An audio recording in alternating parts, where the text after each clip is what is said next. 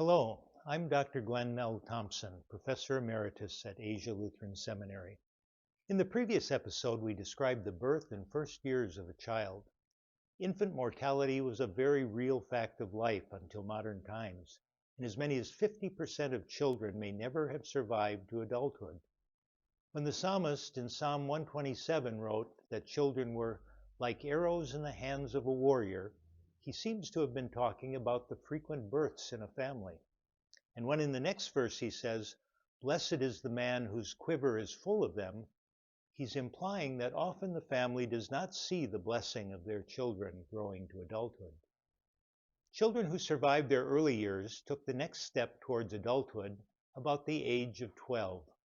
Old Jewish sources tell us that at that time a boy was expected to begin learning his father's trade or profession more seriously.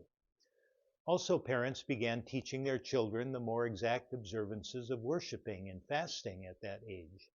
Boys underwent training which enabled them to take part in the synagogue and temple services.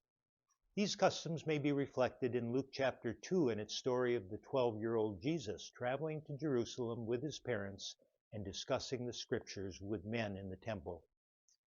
Like David, young men were often expected to do a man's work.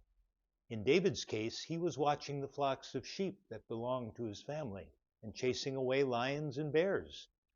Yet it seems that men were not considered full adults, however, until they were about 30 years old and had a family.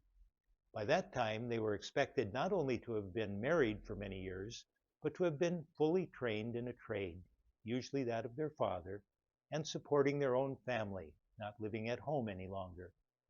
It was then that they were considered old enough to be leaders or teachers as well.